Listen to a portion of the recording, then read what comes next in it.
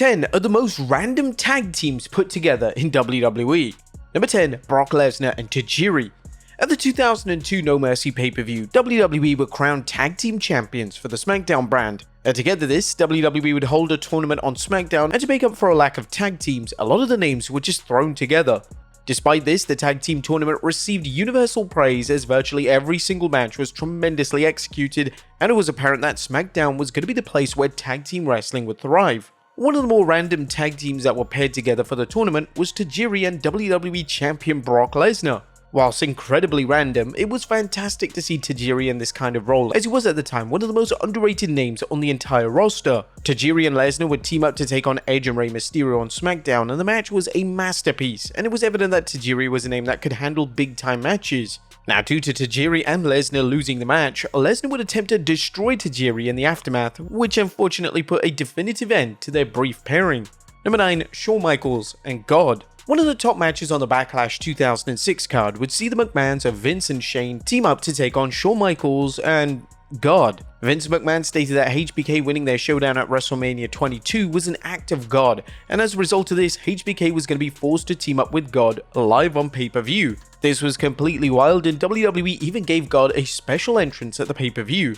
McMahon would take things one step further by informing the referee that he needed to check God for any foreign objects. The angle at the time received mainstream media attention, with media outlets speculating how WWE were even going to pull this off. Ultimately, this media attention did little for the buy rates of the event itself, as it went down compared to the year prior. This controversial storyline was an example of McMahon booking angles just to humor himself. He didn't personally care who he may offend, as long as he got a cheap laugh, it truly didn't matter. Number 8, Steve Blackman and Grandmaster Sexay. In early 2001, WWE would pair Steve Blackman and Grandmaster Sexay together on screen. The rationale behind this pairing was that the duo were doing nothing else on TV, and it would be an easy insertion into the tag team scene. The two had very awkward chemistry, and the act of Sexay trying to get Blackman to dance got stale after 3 matches.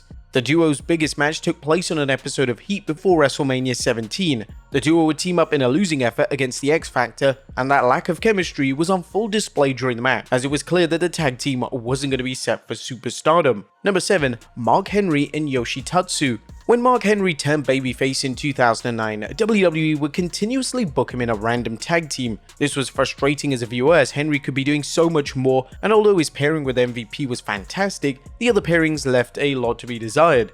One of the more forgotten about tag teams of this era was the team of Henry and Yoshi Tatsu. The pairing came completely out of nowhere on TV, and the existence of the tag team was mainly to fill a spot in the struggling tag division. Thankfully, in the year after the tag team's formation, WWE would finally break Henry away from these random tag teams, as Henry would embark on his Hall of Pain run, a run which resulted in the most acclaimed and celebrated work of Henry's entire career. Number 6, Hardcore Holly and Billy Gunn. Hardcore Holly and Billy Gunn were two names that struggled to connect to the audience in the Ruthless Aggression era. Both were over during the Attitude Era, yet the 2004 WWE audience had no interest in Holly and Gunn. But WWE had a simple solution to combat this. They were going to put the two veterans together in a tag team. This was a smart idea, as the tag division on SmackDown at the time was incredibly thin, and WWE needed tag teams as a matter of urgency. The duo would mainly wrestle on Velocity, yet their big break as a duo came at the 2004 Judgment Day pay-per-view, where the two challenged for the WWE tag team titles. They were unsuccessful in their attempts, and after the pay-per-view showdown, they would unfortunately struggle to find a spot on television. Number 5, Ron Simmons and Devon Dudley. One of the problems of having a legendary tag team is that when the duo splits and or one or both wrestlers enter a new tag team, it's rarely going to hit the same, and fans will naturally compare the new team to what came before.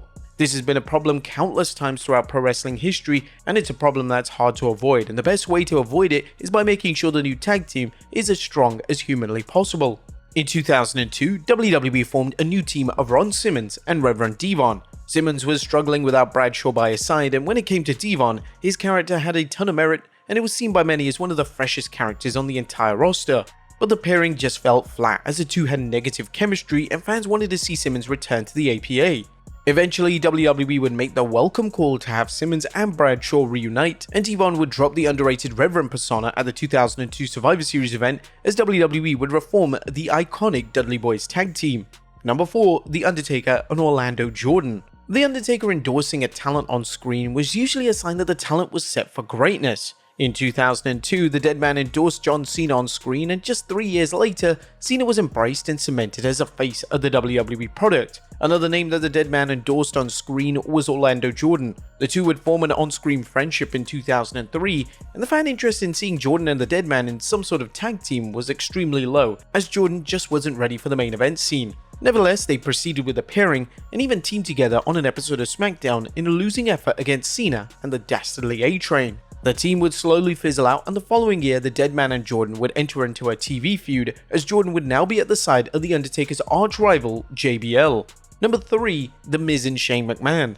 One of the most dominant storylines on the SmackDown brand between 2018 to 19 was between The Miz and Shane McMahon. Once McMahon became the best in the world, Miz wanted to join forces with McMahon and take over the tag division. Now, to their credit, they had some chemistry as a duo, and they even became SmackDown Tag Team Champions. The duo being on the same page would eventually come to an end on the road to Wrestlemania 35, as McMahon would turn heel for the first time in over a decade. The two would proceed to have a series of matches, and the feud would set the stage for McMahon's new villainous persona, a persona that would be a focal point on TV throughout 2019. Number 2. Aleister Black and Ricochet. Aleister Black and Ricochet were put together to participate in the annual Dusty Rhodes Tag Team Classic. This was a unique pairing, as the two characters couldn't be more different. However, this was the exact reason as to why it worked so well. They had instant chemistry, and their contrasting styles managed to complement and enhance every single one of their moves. In 2019, they were called up to the main roster while still in the tag team, and they even competed at WrestleMania 35 as a duo. The two were only together for a short time, yet their body of work was phenomenal. They had banger after banger, and there have even been calls to reunite the duo in AEW. And number 1, The Rock and The Undertaker. It's easy to associate The Rock with Mankind, and it's easy to associate The Undertaker with Kane. However, in 2000, The Rock and The Undertaker would form a super team that was short-lived yet extremely well received by fans. When the duo formed on WWE programming, they had such a buzz surrounding them, as it was two of the biggest names of all time standing side by side, and WWE did a great job telling the audience how big of a deal it was that these two icons were now teaming up. The pairing was booked to win the tag titles on Raw, and the two had an excellent match against Edge and Christian, which was labeled as one of the TV matches of the year, and the chemistry between the duo certainly helped elevate the match to the next level. The Rock and the Dead Man would drop the titles back to Edge and Christian on the next episode of SmackDown, and even though it was a brief run for the duo, it was always going to be, as there was no way WWE were going to have the duo team up long term, especially in the year 2000. But there you have it, folks, 10 of the most random tag teams put together in WWE. Be sure to leave your comments down below. I'll see you next time with some more wrestling content.